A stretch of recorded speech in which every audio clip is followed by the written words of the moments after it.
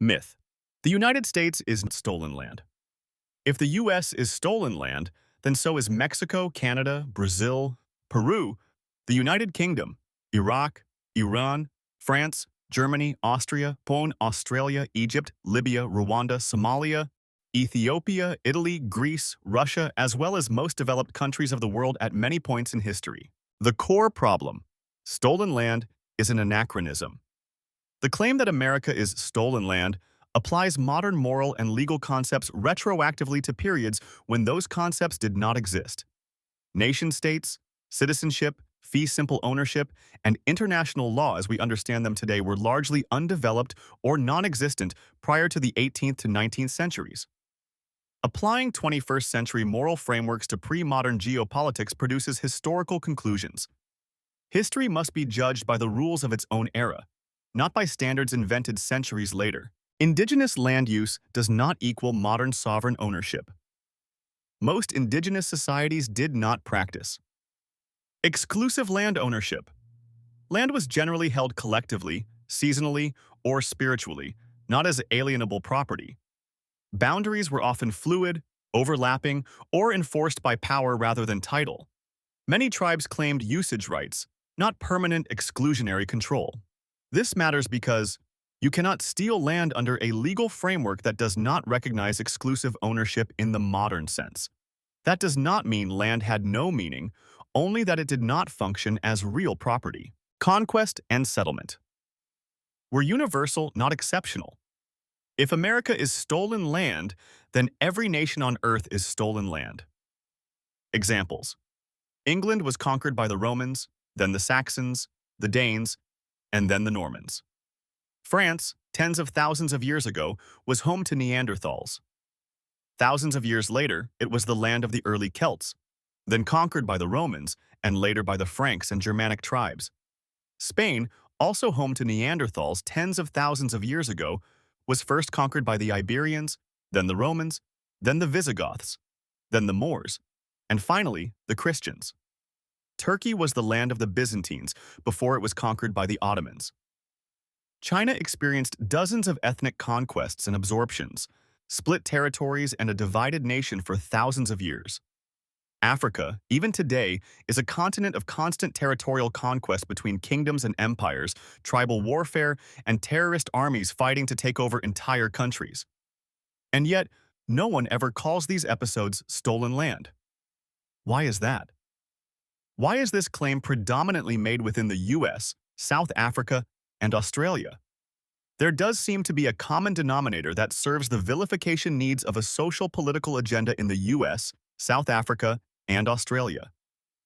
Fact: no modern state occupies land solely descended from its original inhabitants. Singling out the United States is therefore selective moralism, not historical reasoning. The US acquired land through recognized legal mechanisms of its time. Unlike many empires, the United States relied heavily on formal mechanisms such as treaties, hundreds, many ratified, purchases, for example, Louisiana Purchase, diplomatic settlements, congressional ratification, international recognition by European powers. Even when coercive or unfair, these actions occurred within the accepted international norms of the era. It is important to remember that native tribes were treated as sovereign entities in treaty law. Thus, this contradicts the arguments claiming theft of land. Many treaties involved payment, relocation terms, and ongoing obligations. Although it is true that there was a lot of violation of treaties occurred on the side of the government, it also happened with the Native Americans having buyer's remorse and more often break-off tribes that refused to agree with treaties. A violation of a treaty from either side does not equally theft as origin. War, not theft, was the primary driver of displacement. Land changed hands through intertribal warfare long before Europeans arrived, wars between tribes and colonial powers, wars between European empires, wars between the US and other states. War outcomes determined borders globally for thousands of years. Calling the result theft rather than conquest is rhetorically powerful but historically inaccurate. Moral tragedy not equal to invalid sovereignty. A crucial distinction: a nation can be founded through injustice and still be legitimate.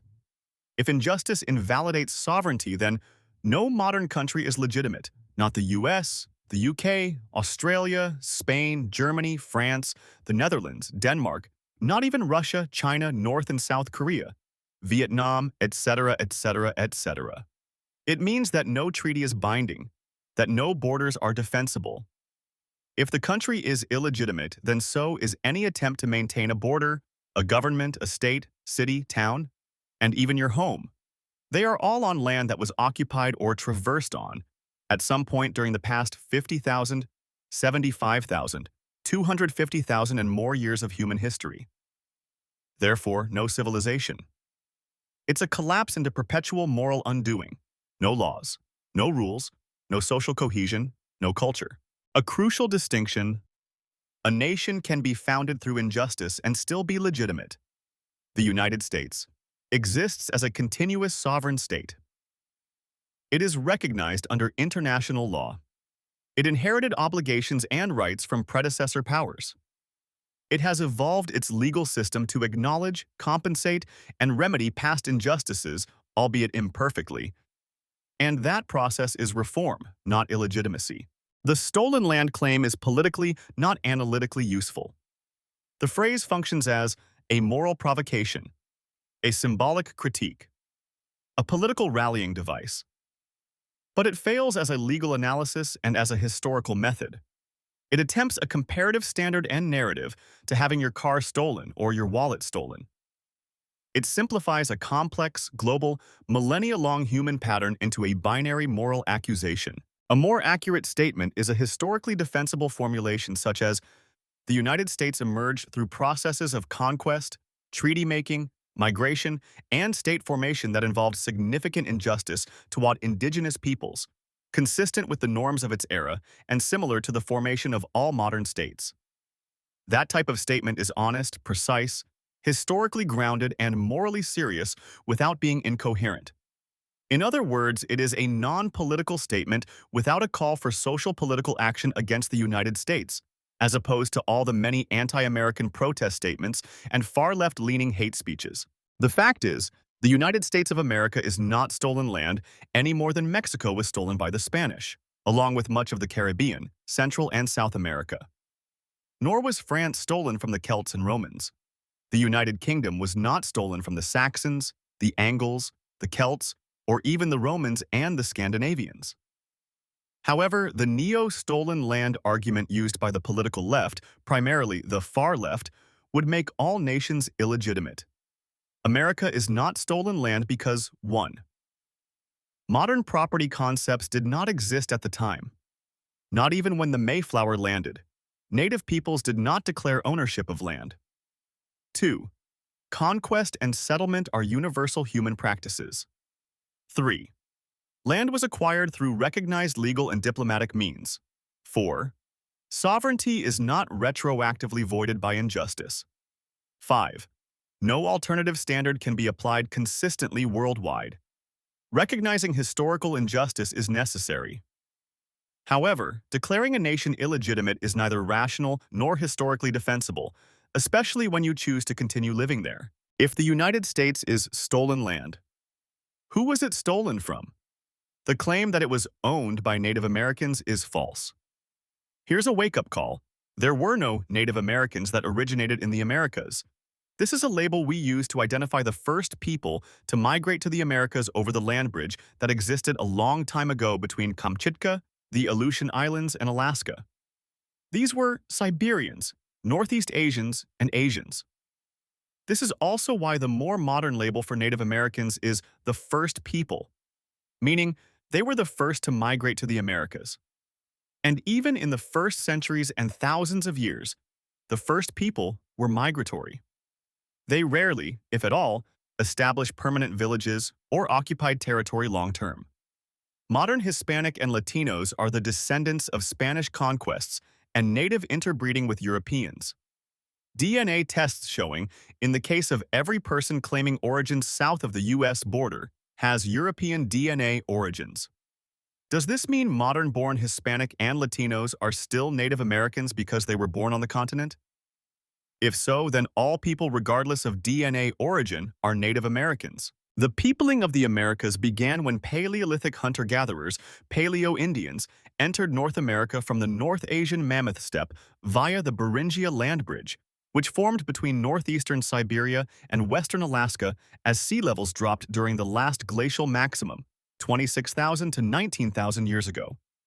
These populations expanded south of the Laurentide ice sheet, either by sea or by land, and spread rapidly, occupying both North and South America no later than 14,000 years ago, and possibly before 20,000 years ago. The earliest populations in the Americas, before roughly 10,000 years ago, are known as Paleo-Indians. Indigenous peoples of the Americas have been linked to Siberian populations through the distribution of blood types and genetic composition, as reflected in molecular data such as DNA.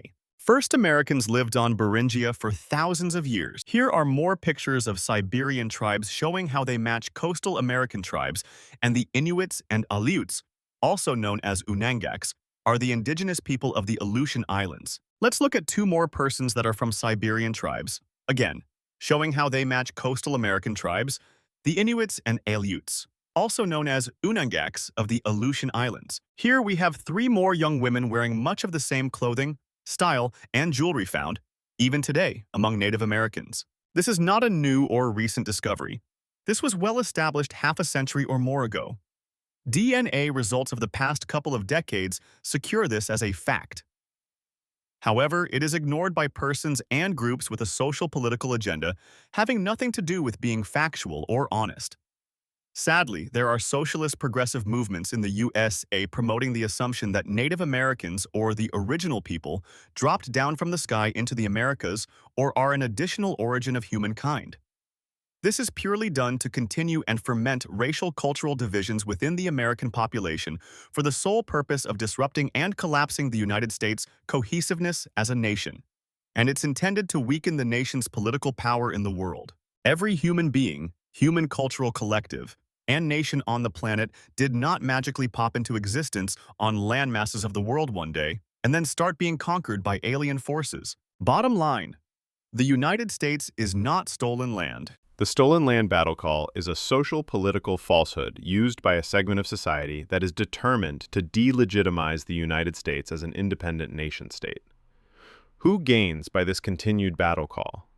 That's something not a single member of the political left or those who have aligned themselves with the socialist/progressive agenda has an extremely difficult time answering.